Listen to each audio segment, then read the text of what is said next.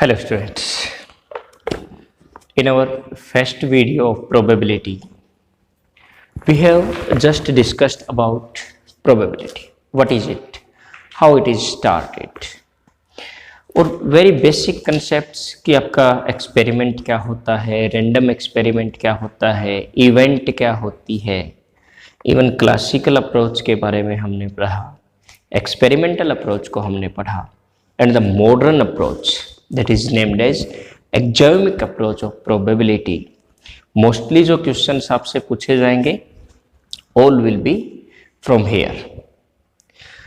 Last 2 points, the binomial theorem and Bayes theorem, उनसे भी एक दो क्वेश्चन आपसे पूछे जाते हैं. तो आज हम कंप्लीट डिस्कस करेंगे द एक्सोटिक अप्रोच, और एक्सोटिक अप्रोच को समझने के बाद we will solve our questions and we will be able to solve most of our questions. Okay, then let's start. As you know, exotic approach was developed by Russian mathematics A.N. Kolmogorov in 1933. Exome का मतलब क्या होता है? A self proven statement is called an axiom. जैसे sun rises in east, sun sets in west, ये जो चीज़ें हैं जिनके लिए कोई प्रूफ या एविडेंस देने की हमें ज़रूरत नहीं होती, वो एक्सियोम होते हैं. और एक्सियोमिक अप्रोच भी वो है जो कुछ एग्जाम्स को, कुछ सेल्फ प्रूवन रूल्स को यूज़ करते हैं किसी भी इवेंट की प्रोबेबिलिटी हम फाइंड आउट करने के लिए. That is the definition of axiomatic approach. Then after exams, ये जो rules हम use करने वाले हैं, very simple rules. Probability of an event, number of elements in event divided by number of elements in sample space. Probability किसी भी event की 0 और 1 के बीच में लाई करेगी, क्योंकि इवेंट में एलिमेंट्स सैंपल स्पेस से ज़्यादा नहीं हो सकते, क्योंकि event is a subset of sample space. ये हम पिछली वीडियो में डिस्कस कर चुके हैं. और कोई भी इवेंट है उसमें मिनिमम 0 एलिमेंट्स हो सकते हैं, नेगेटिव में एलिमेंट नहीं होते, इसलिए कोई भी प्रोबेबिलिटी 0 और 1 के बीच लाई करेगी. दूसरा, कोई नल इवेंट है, जिस इवेंट में कोई एलिमेंट नहीं है, उसकी प्रोबेबिलिटी 0 होगी. और कोई श्योर इवेंट है, माने कि आपका सैंपल स्पेस, वहां प्रोबेबिलिटी 1 होगी. Probability of an event and probability of not occurring that event, उन दोनों का जो जोड़ होगा वो 1 होगा, क्योंकि जो इवेंट के एलिमेंट है सैंपल स्पेस के, बाकी बचे हुए elements not in that event, तो दोनों जुड़ करके प्रोबेबिलिटी 1 होगी. डायरेक्टली पूछा जाता है probability of not an event, that will B 1 minus probability of that event. यहाँ से हम फॉर्मूला ड्राइव करते हैं. प्रोबेबिलिटी ऑफ ए और बी, दो इवेंट्स हैं, पूछा जाता है कि what is the probability of event ए और बी, तो उस समय हम उसका यूनियन यूज करते हैं. Probability of event A plus probability of event B minus probability of A intersection B, माने कि जो आपकी इवेंट ए में एलिमेंट्स हैं उनकी प्रोबेबिलिटी आप इस फॉर्मूला को यूज करके निकालिए, बी में एलिमेंट्स हैं उनका निकालिए, और फिर ए इंटरसेक्शन बी, उन दोनों सेट्स का इंटरसेक्शन आप करेंगे, उसमें जो एलिमेंट के नंबर आए उससे आप इसकी प्रोबेबिलिटी निकालोगे, और फॉर्मूले में पुट करके हम ए यूनियन बी की प्रोबेबिलिटी निकाल सकते हैं. डायरेक्टली हम elements in A union B set बना करके भी निकाल सकते हैं. लेकिन ये फॉर्मूला यूज क्यों किया जाता है? क्योंकि कई बार डायरेक्ट आपको number of probability of A and probability of B as well probability of A intersection B given होती है, probability of A union B पूछ लिया जाता है. मतलब इन चारों टर्म्स में से कोई 3 आपको गिवन मिलेंगी क्वेश्चन में, एंड डायरेक्ट आपसे 4th टर्म पूछी जाएगी. ओके, अगर ऐसा केस हो, event A B C D काफ़ी सारे इवेंट्स हैं, उनकी हमें किसी एक की प्रोबेबिलिटी आइदर दिस और दैट और इस प्रकार से निकालनी हो, तो हम डायरेक्ट फार्मूला यूज करेंगे.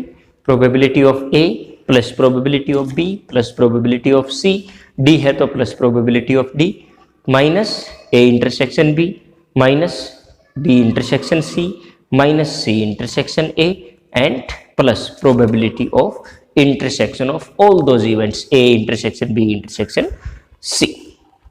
Then after probability of A minus B, that will be probability of event A minus probability of A intersection B.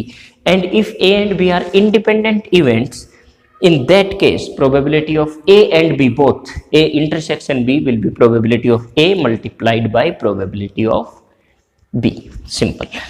इसमें जो सबसे ज़रूरी समझने की बात है वो ये है कि अगर किसी इवेंट में मोर देन वन एलिमेंट्स एक बार निकाल रहे हैं, जैसे कि कोई बाउल है उसमें कलर्ड बॉल्स हैं, we have to pick two ball together, in that case number of element in event and number of element in sample space हम कैसे लेंगे कि कितने वेज से आप उस इवेंट से एलिमेंट को निकाल सकते हो और कितने वेज सैंपल स्पेस से आप एलिमेंट्स को निकाल सकते हैं।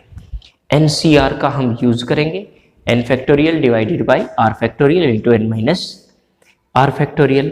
अगर number of element in sample space n है तो NCR, और इवेंट में let we say m elements are there then we will use MCR। तो बहुत अच्छे से ये समझ आएगा जब हम क्वेश्चंस को सॉल्व करना शुरू करेंगे। Then after odds, nothing, odds is a ratio of favorable outcomes to unfavorable outcomes। Direct question आपसे odds से रिलेटेड पूछा जाता है। अगर किसी इवेंट्स के odds m is to n है in favor of that event, then against that event will be m is to n। Ratio उल्टा हो जाएगा, m1 by m2 है, m2 by m1 हो जाएगा। और प्रोबेबिलिटी इवन की हम निकाल सकते हैं m1 divided by m1 plus m2। This is only the ratio. Then after एक टर्म हमारे पास यूज होगी the conditional probability. Conditional probability क्या होती है कि जब एक इवेंट ए अकर हो और उससे पहले बी ऑलरेडी अकर हो चुकी हो और दोनों इवेंट्स सेम रैंडम एक्सपेरिमेंट से रिलेटेड हो। फॉर एग्जाम्पल हमें एक बाउल से बॉल्स निकालनी है, सेम वही एग्जाम्पल लेते हैं। ये पूछ लिया जाए कि what will be the probability of drawing white ball when black is already drawn. उस केस में हम कंडीशनल प्रोबेबिलिटी यूज करते हैं। Same all these rules will be used in conditional probability as well. Represent किया जाता है probability of A by B, means probability of A when B is already occurred, and formula that we will use, that will be probability of A by B will be equal to number of elements in A intersection B divided by number of elements in B। दोनों का intersection बटे नीचे वाला। B by A हो तो भी दोनों का इंटरसेक्शन बटे नीचे वाला। प्रोबेबिलिटी कंडीशनल भी 0 और 1 के बीच में ही लाई करेगी। अगर आपको प्रोबेबिलिटी निकालनी है sample space is to an event, या फिर इवेंट विद इट सेल्फ, एक इवेंट अकर करनी है उससे पहले वही इवेंट पहले भी अकर हो चुकी है, उस केस में प्रोबेबिलिटी 1 होगी। And probability of not an event A when B is already occurred, 1 minus probability of A by B कर देंगे। और probability of not an event A when not event B is already occurred, that will be probability of A bar intersection B bar divided by probability of B bar। Simple these formulas we have to use, and now we will solve our questions। okay, इसके बाद 2 terms आपके पास बचती हैं, कौन कौन सी? Theorem से हैं, beige theorem और बाइनोमियल थ्योरम। वो हम इन सब क्वेश्चंस को करने के बाद डिस्कस करेंगे। Very simple, please note down these formulas। In next video we will start our questions from mathematics for NDA by R.S. Agrawal। okay, please note it down। thank you, have a nice day।